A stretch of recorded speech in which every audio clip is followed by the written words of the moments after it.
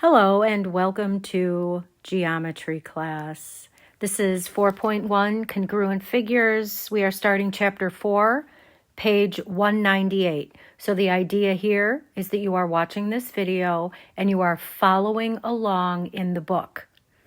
We will do examples together and I will talk through some of the important points that I would normally talk through while we were in class together.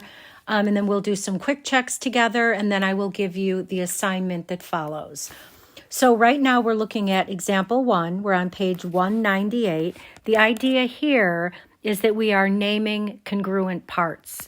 So obviously we can tell by looking at these two triangles on the bottom of page 198 next to example 1 that those triangles are not in the same position. In other words, their orientations are different.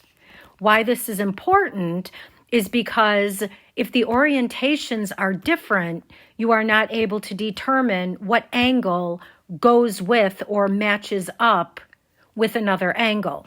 That's where this right here, that's where that is going to become important.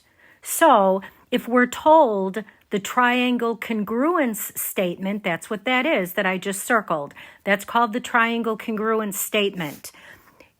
That tells us what angle and what side matches up from one triangle to the other triangle.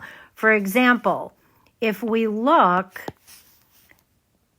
angle T is going to match up with angle R. And angle J is going to match up with angle C. And angle D matches up with angle F. So that is going to give us a clue as to what corresponding parts, sides and angles go together. We could redraw these. So let's leave triangle TJD. Let's leave this one the way it is. Okay, T, J, D. And now we'll draw the other one so everything matches up. So I know that I can draw so they look. Now they are facing the same way. Their orientation is the same, which means that this is angle R. This is angle C, and this is angle F. So there are two ways to do this. You can either redraw the triangles according to the triangle congruence statement, or you could literally just match. Angle T is congruent to angle R. Angle J is congruent to angle C. Angle D is congruent to angle F, okay? Likewise, we can also say the same thing about sides. Side TJ is congruent to side RC. So here's TJ, here is RC. Those sides are congruent. We could also say that side JD is congruent to side CF. So JD and CF are also congruent. And then finally, we could say that side TD is congruent to side RF. So TD and RF. And then we have matched all the angles that are corresponding, and we have matched all the sides that are corresponding. So what you would do, for example, is you would say angle T is congruent to angle R. Angle J is congruent to angle C. Angle D is congruent to angle F. Those are the angles And then likewise, we would say side TJ is congruent to side RC. JD is congruent to CF, and TD is congruent to RF. Those are your congruence statements for naming congruent parts. So this is the quick check that follows example 1. We know just by looking here that the orientation of the triangles is such that angle W and angle M are corresponding, therefore they are congruent because of the congruence statement right there, the congruence symbol. Angle Y is congruent to angle K, and angle S is congruent to angle V. So angle W is congruent to angle M, angle Y is congruent to angle K, angle S is congruent to angle V. And then, of course, the sides as well, WY, those are the first 2 letters in the first triangle, so those would be congruent to the first 2 letters in the second triangle. Then we're going to go to the second and third letters of the first triangle. Side YS is congruent to side KV. Likewise, WS side is congruent to side MV. So you've got your angles and your sides, and they're congruent. Again, you could draw out the triangles, okay, and they are congruent to each other. So if you call this WYS, we are going to align the angles exactly the same way, corresponding. So if W is lower left, M is also lower left, etc. Okay? Then you could say these angles are congruent to each other. These angles are congruent to each other. These angles are congruent to each other. Likewise, these sides, and these sides. Okay, so if I was in class, this is where the point would be that I would stop and say, is everybody with me so far? And I think you're probably saying, yes, I got this. This is easy. So let's move on. For example 2, we are at the top of page 199, okay? The fins of the space shuttle suggest congruent pentagons. Now, these are not regular. Remember, we talked about the definition of regular. These are not regular because it's obvious by looking at them that all the sides are not the exact same length. Duh. Okay, but they're pentagons because they have 5 sides. Okay, so if you notice what I wrote over here, that is what we're going to need from the chapter that we just finished with on polygons. Okay, it says you can find the measure of angle B first by finding the measure of angle E, because if these 2 fins on the space shuttle are congruent, we know that corresponding angles have the same measure and corresponding sides have the same length. So our goal here is to find the measure of angle B right there. Well, B is the same as E because they are in corresponding positions to one another. So what we need to do is figure out what the sum of all of those angles add up to equal to. Remember, N is the number of sides that your polygon has. Well, if we're dealing with a pentagon, our side number is 5. So we will say 5 minus 2 times 180 is going to equal the sum of all the angles inside that pentagon. Okay? So 5 minus 2 is 3.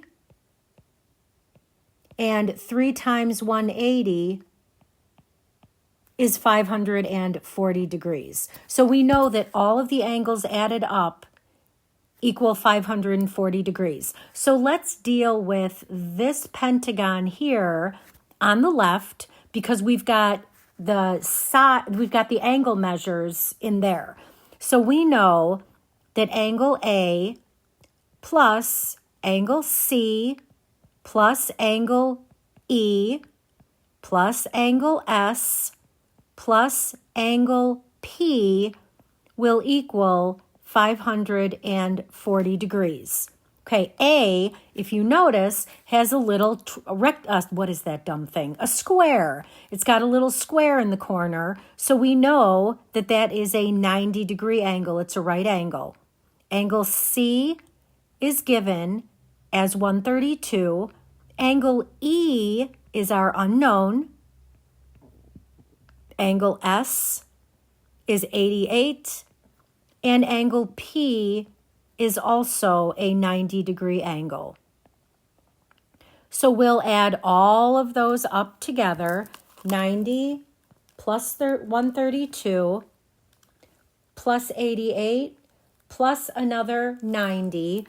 And we will get that 400 plus angle E is equal to 540. That means that we can solve for angle E by subtracting 400 from both sides.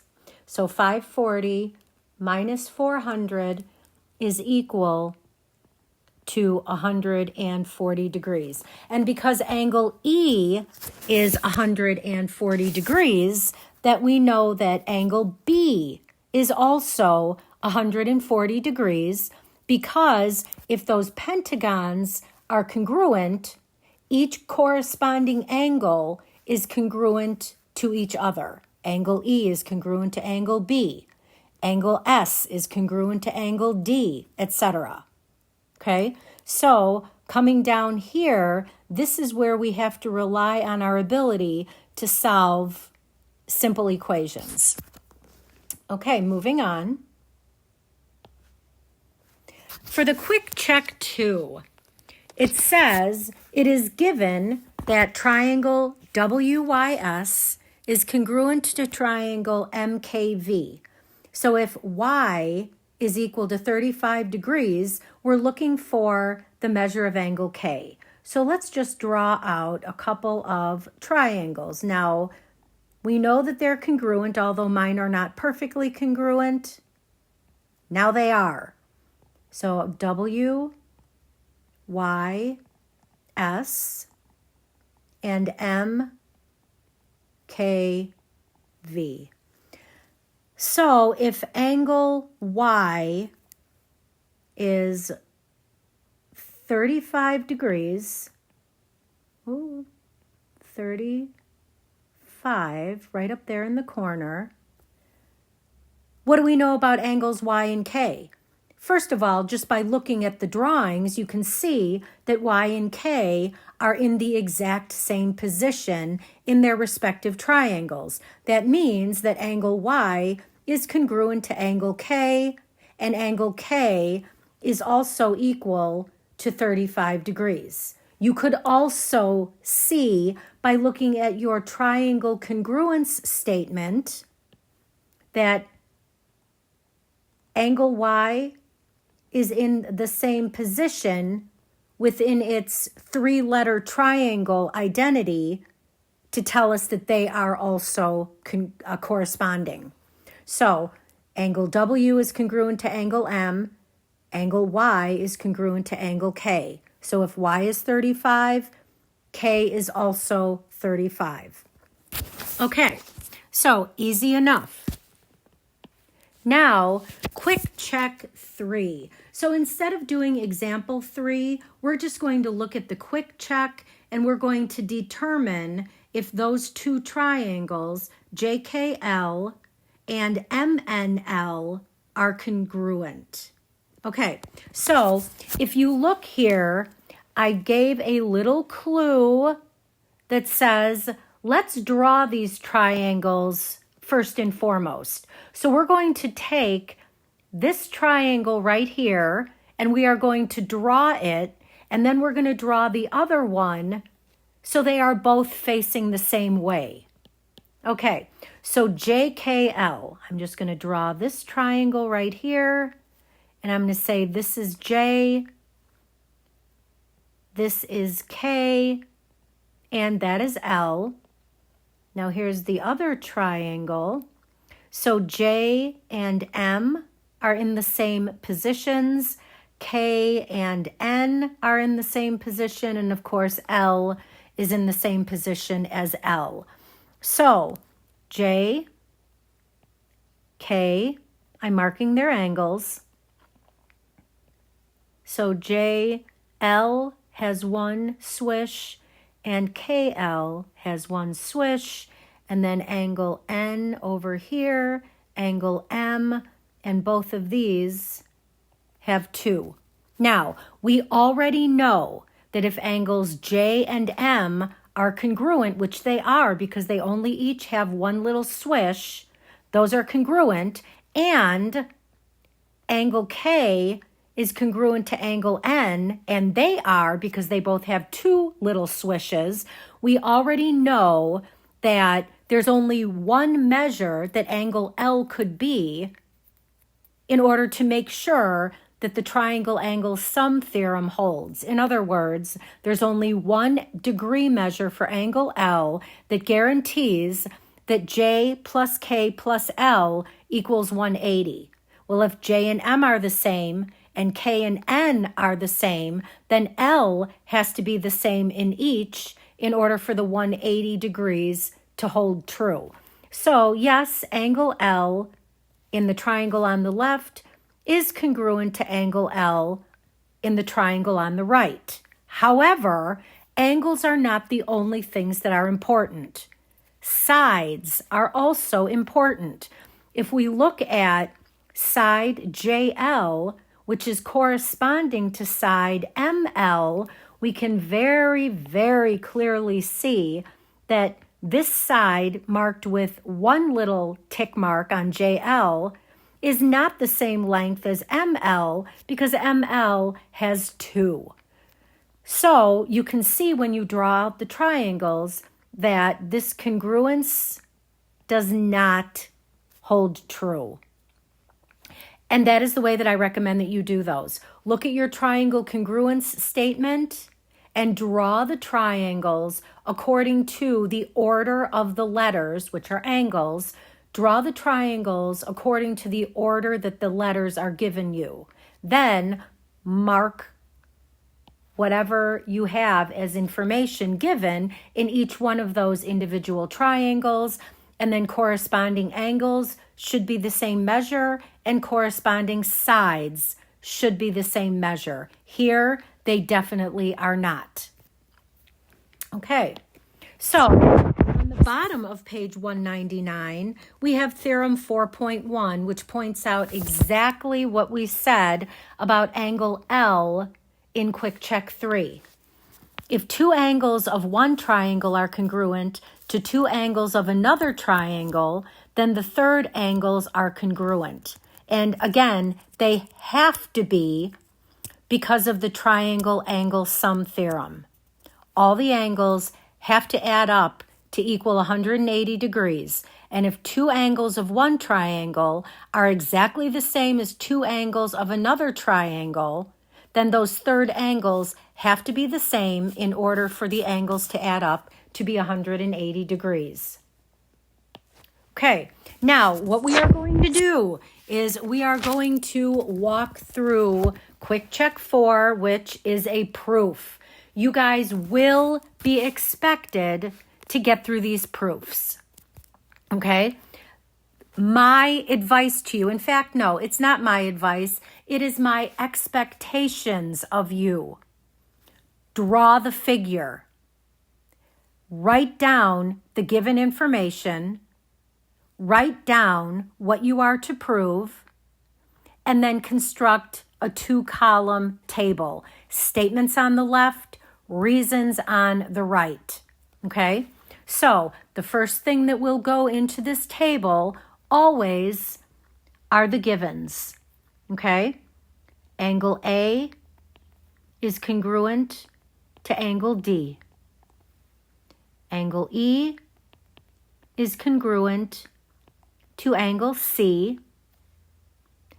Side AE is congruent to side DC. Whoops. Side EB is congruent to side CB. And side BA is congruent to side BD. Now, what we're looking to prove is that triangle AEB is congruent to triangle DCB. Okay, so let's draw those out. Okay, I'm just going to draw out the 2 triangles down here. Okay, so here's A, E, B, and then D, C, B. Now that I've separated the triangles, I'm going to look to the drawing in pink above, and I'm going to label each angle and side according to the number of swishes and the angles and the number of tick marks on the sides. So angle A has 1 swish, angle D has 1 swish. Angle E has 2, angle C has 2, side AE and side CD both have 1 little tick mark. Side BE has 2 and side BC has 2. And then AB and DB both have 3. Okay. So according to the given and the separation of the triangles, that's what we have. Okay? Now, from the reasons, after all the givens are written, the reason is given. Now, if we look back at the triangles that we have originally drawn out up there in pink, okay? Now that we know when we separated them that all the corresponding sides that were given are congruent. We know that by looking at the drawings now that the triangles are separated. The only thing that we're missing in the drawings down in red are the markings on angle B. Now there are 2 ways that we can get to the fact that triangle AEB is congruent to triangle DCB. We could state that angle B is congruent to angle B because of theorem 4.1, which says if 2 angles in one triangle are congruent to 2 angles in another triangle,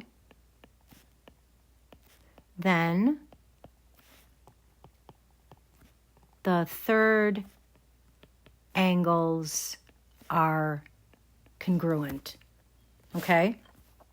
And once we prove that angle B is congruent to angle B, then we can finish by saying, and I'm going to write that down here, we can finish by saying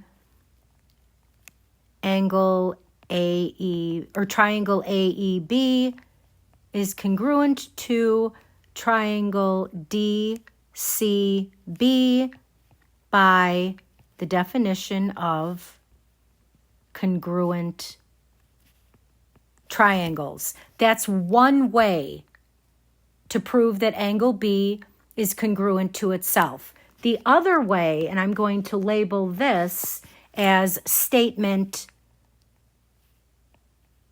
2B, let's call this up here 2A.